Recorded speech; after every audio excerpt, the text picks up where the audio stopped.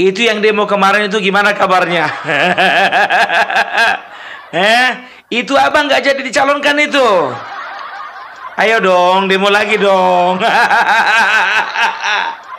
Cuma bungkusnya aja demo yang menolak revisi undang-undang pilkada. Rupanya kalian demo untuk Anies. Capek kalian kan? Yang kemarin kena pasak, kena libas itu mana? Apa kalian dapat? Yang bakar bendera udah dapat belum? Oh, yang bakar bendera. Amang tahe, capek-capek demo, ada pula itu yang nggak dibayar uang demonya. Si Anies nggak jadi pula calon. Itu Masington yang kemarin keluyuran itu, yang memberikan arahan kepada para pendemo itu, gimana Ton? Itu masmu itu nggak jadi maju tuh. Piye? Aduh, Masinton. Kita akan perjuangkan. Kami dari PDI Perjuangan akan memperjuangkan. Kami hargai perjuangan kalian. Bilang aja kami sedang memperjuangkan si Anies gitu. Kenapa rupanya? Kok dibungkus-bungkus? Ngeraken. Dan juga kalian demo kemarin itu, ya, nggak usahlah kalian merasa demo kalian itu seperti demo 98, nggak usahlah. Nggak usah sok besar kalian. Kalau tahun 98 bisa dikatakan hampir seluruh rakyat Indonesia turun. Ini cuma kalian aja yang turun. Kami nggak ikut turun, nggak ikut-ikutan kami. Setelah itu ada desakan dari kami semuanya. Kalau kalian demo, coba dulu kalau berani demo tentang undang-undang perampasan aset, RUU perampasan aset. Ayo, nggak usah ada yang bayar. Demo dulu. Tanpa dibayar ya. Karena kami nggak punya uang. Ayo, demo dulu. Yuk, mana? Dari Trisakti, dari mana lagi kemarin itu kampus-kampus, ayo. Ini untuk kepentingan pilkada, kepentingan sebuah partai kalian, untuk kepentingan seorang calon kalian, mati-matian kalian demo. Tapi bicara tentang kemaslahatan masyarakat banyak, kalian tidak mau demo. Aneh. Ya, itu lagi di Sitorus itu.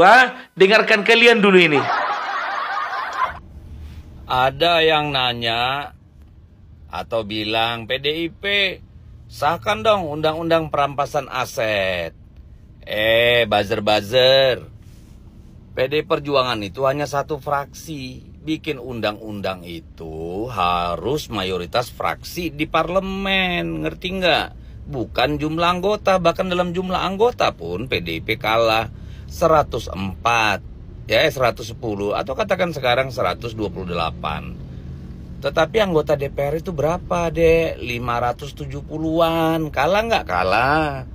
Jadi kalau kalian mau nuntut undang-undang perampasan aset, tuntut pada 8 partai yang kemarin menggolkan undang-undang revisi pilkada. Ngerti nggak? Untuk membegal putusan MK.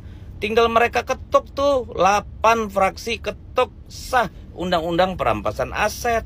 Gitu dong kalau memang berpihak sama rakyat.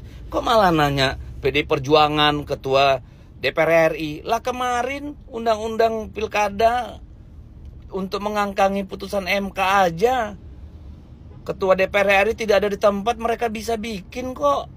Coba tuntut sono sama mereka. Jangan bikin isu-isu kagak jelas. Atau minta sama Jokowi bikin perpu sebelum dia turun dari kursi presiden. Kan asik. Jadi punya legacy gitu loh, bukan cuma bangunan sama jalan yang akan rontok dalam 5-10 tahun. Gitu, oke, bajar-bajar, paham ya, Merdeka? Udah dengar? Apa katanya? Buzzer katanya.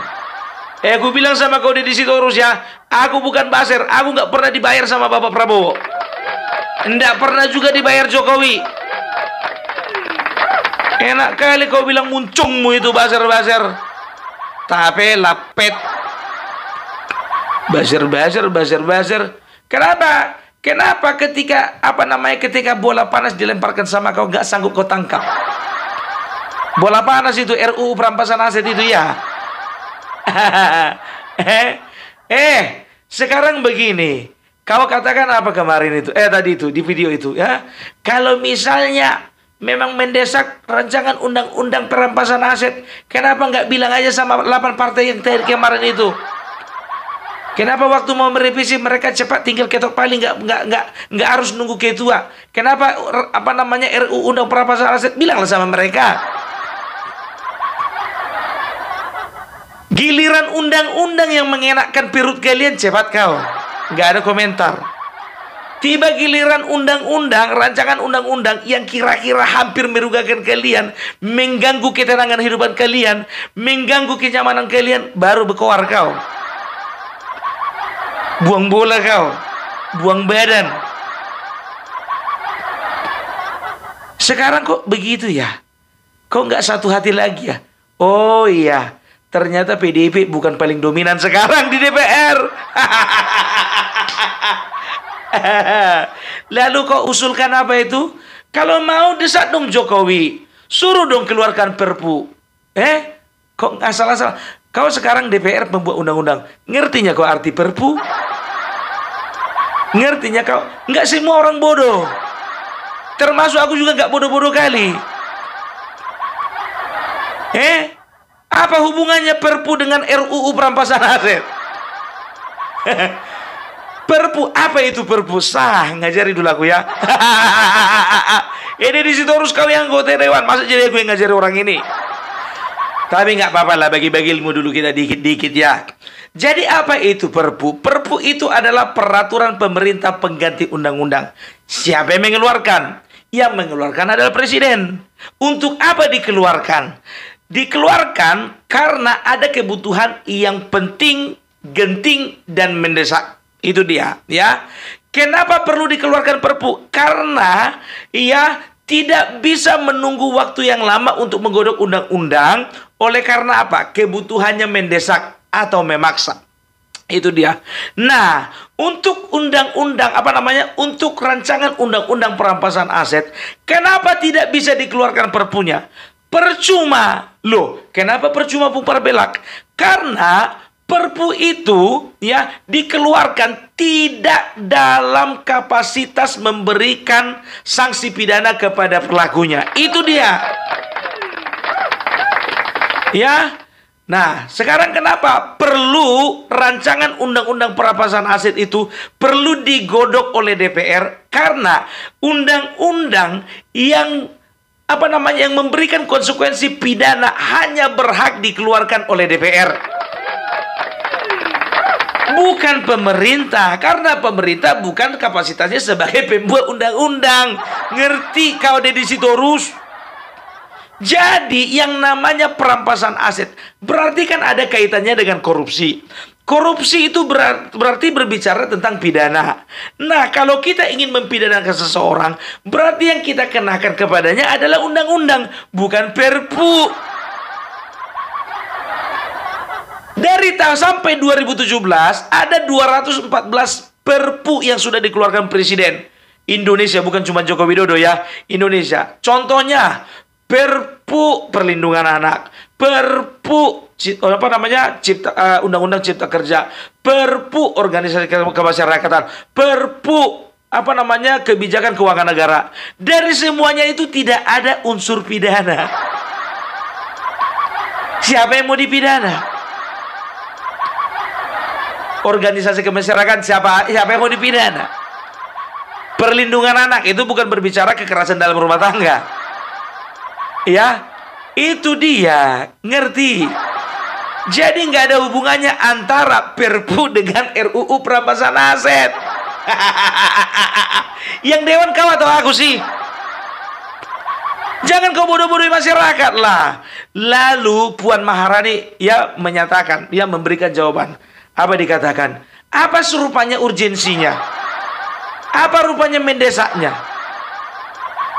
RUU perampasan aset itu draftnya sudah dikeluarkan dari tahun 2008. Bukan nggak tahu kami itu. Dari tahun 2008. Nah, masalahnya DPR dari dulu sampai sekarang nggak mau menggodok. Tenang kalian DPR. Ya, bukan cuma kalian yang akan terjerat. Yang terjerat kan bisa dari eksekutif dan dari yudikatif. Bukan cuma legislatif. Dan semua pejabat publik juga bisa kena. Gitu loh. Ini kan bukan menyasar kepada kalian. Kok langsung ketakutan sih? Kayaknya fungsi budgeting juga untuk anggota dewan ini kayaknya nggak perlu lagi nih. Harus ada sepertinya ini badan khusus untuk menangani budgeting, untuk mengelola APBN, untuk menandatangani APBN. Kayaknya nggak perlu lagi DPR ke depannya ini, supaya mereka tetap bersih. Jadi ketika mereka ingin mengeluarkan undang-undang yang ada hubungannya dengan korupsi, nggak takut-takut. Gimana kira-kira? Udah pisahkan aja kalau kayak gitu, ya kan?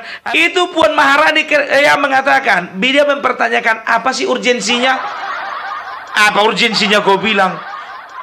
Yang namanya undang-undang korupsi, yang mengenai korupsi, ya itu sudah urgent dari kemarin-kemarin. Dan tahu nggak, ya draftnya itu dari tahun 2008. Tapi kalian nggak godok-godok juga. Kalian nggak mau tahu. Nggak tahu entah kalian kenakan atau ketakutan. Gitu loh. Dan kau berkilah. Kau bilang katanya emang bisa diselesaikan dalam waktu 2 bulan ini. Kok 2 bulan ini? Kan udah 5 tahun kau di situ. Lebih malah. Udah berapa periode? Kenapa nggak dibahas dari kemarin? Dan juga Bapak Joko Widodo, ya, Bapak Joko Widodo itu ya sudah mengajukan rancangan undang-undang itu jauh hari dari sebelum kalian bermasalah. Jadi tidak ada tendensinya Bapak Joko Widodo ya untuk mengganggu kenyamanan kalian, bukan itu, ya. Maksud Bapak Joko Widodo itu bagaimana supaya keuangan negara itu boleh terjaga dengan baik. Dan juga segini ya, untuk bagi yang nggak tahu ya. Jadi ada beberapa jenis aset yang bisa dilakukan atau dikenai undang-undang perampasan aset. Ya, itu ada 11 jenis itu. Ya, aku sebutkan beberapa aja. Yang pertama, ya, aset yang ada kaitannya langsung dan tidak langsung dengan tindakan pidana korupsi. 2, ya, aset yang ada kaitannya dengan pelaku dari tindakan pidana. Ya, baik itu pidana korupsi, pencucian uang dan lain sebagainya. Ya, setelah itu apa lagi? Ya, ada ya aset yang bisa dirampas itu yaitu aset yang sudah dihibahkan kepada orang lain ataupun juga satu korporasi, tapi itu adalah hasil dari tindakan pidana. Ya, apalagi aset yang digunakan untuk melakukan tindakan pidana. Apalagi ada aset yang ada keterkaitannya dengan pelaku tindakan sebuah pidana korupsi. Udah, ketawa kalian dengar aku menjelaskan. Makanya belajar. Dan ada beberapa jenis aset lainnya itu. Kan begitu. Memang betul. Ketika ini diberlakukan, maka miskinlah pejabat publik yang melakukan tindakan korupsi. Makanya undang-undang ini sangat mengkhawatirkan, sangat menakutkan, sangat merusak atau mengganggu kenyamanan bagi mereka pelaku-pelakunya. Nah, kalau mereka nggak melakukan, contohnya, kenapa nggak dibahas dari kemarin? Logikanya di situ kan? Iya, ingat loh dari 2008. Dari 2008, ya. Dan tadi jenis-jenis aset itu yang masuk ke dalam apa saja yang bisa dikenakan Undang-Undang Perampasan Aset itu draft dari tahun 2015 loh, bukan 2024. Berarti kan udah lama kali. Nggak ada alasan, nggak emergensi. Oh juga rancangan undang-undang perampasan aset ini tidak tidak mendapat pertentangan di tengah-tengah masyarakat. Kalau ditanya semuanya itu setuju kok. Kalian tanya masyarakat awam setuju. Kalian tanya para LSM setuju. Kalian tanya para cendekiawan setuju. Kalian tanya pada ormas semuanya setuju. Enggak ada yang nggak setuju. Yang nggak setuju cuman keluarga pejabat yang takut dikenai sanksi dan juga konsekuensi dari undang-undang perampasan aset ini. Kan begitu. Ya, tapi udahlah, ya, masyarakat sendiri yang menilai. Udah jelas kan, udah clear kan. Jadi kita jangan mau dibodoh-bodohi. Deddy Sitorus tadi lempar bola katanya. Ya kan? Kenapa nggak presiden bikin saja perpu katanya? Nggak segampang itu, Bang. Kalau bodoh jangan keterlaluan kali ya, Dek ya. Itu ya saru halak batak dohita. Lai si batak do pemajuhu bucuk tak melumak katai. Belga do suara daripada sini utok-utok. Ngerti kalian bahasa yang gue bilang tadi? Kadang-kadang kalau kita orang Batak itu gitu tuh. Kadang-kadang lebih besar suara daripada isi kepala gitu. Tapi ini bukan bicara kesukuan ya. Aku ngomong begitu karena memang aku sendiri orang Batak. Dia orang Batak kan begitu. Makanya kalau ngomong itu tolong ya dipikir-pikir dulu ya kan. Diingat-ingat dulu kira-kira apa ya. Perpu itu tujuannya apa ya. Kapan itu dikeluarkan ya. Siapa yang mengeluarkannya. Apa urgensinya ya. Apa kaitannya dengan rancangan undang-undang rancangan undang-undang pemerampasan aset. Gitu, bijak kita bijak. Jadi itulah yang kami sayangkan kepada para pendemo kemarin. Maunya kalian bikin dulu sekali lagi aksi dong. Kalau masalah nasi bungkus, dari aku 5 bungkus. Yang penting berjalan dulu ini demonstrasi undang-undang perampasan aset ini. Kalau bisa rancangan undang-undang ini secepatnya ketok palu jadi undang-undang perampasan aset. Gitu ya. Tapi kok ngomong-ngomong serius sekali kita hari ini.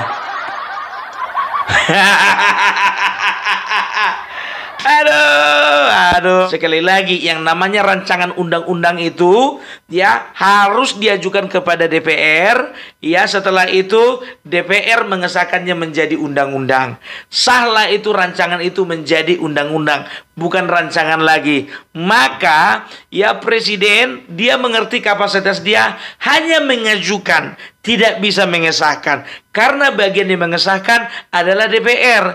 Nah, setelah itu disahkan jadi undang-undang, maka setiap tindakan yang ada kaitannya dengan korupsi, pencucian uang, suap, dan segala macamnya itu, maka bisa ditindak dengan undang-undang perampasan aset tadi, sehingga para pelaku korupsi ini bukan hanya dikenai hukuman penjara, tapi juga dimiskinkan. Dan tahu kalian, koruptor ini udah nggak mempan lagi hukuman penjara. Orang ini nggak takut penjara, orang ini takut miskin. Kalian tengok Mata Najwa beberapa tayangan beberapa tahun yang lalu, ya waktu Setia Novanto di dalam dicurigai apa? Bilik kamar. Jangan aku yang bilang, Metro TV itu, kalau nggak salah. Ya kan? Setelah itu apa? Ada lagi di dalamnya itu katanya koruptor ya, narapidana kaya dan juga narapidana duafa. Ada pula narapidana kaya, narapidana duafa, narapidana sultan gitu loh. Yang narapidana sultan itu yang bisa beli kamar, bisa masuk TV ke dalam, masuk karaoke, masuk juga tukang pijat. Tapi kalau narapidana duafa itu ya korupsinya korupsi kecil lah. Jangankan bilik kamar, sewa nggak sanggup.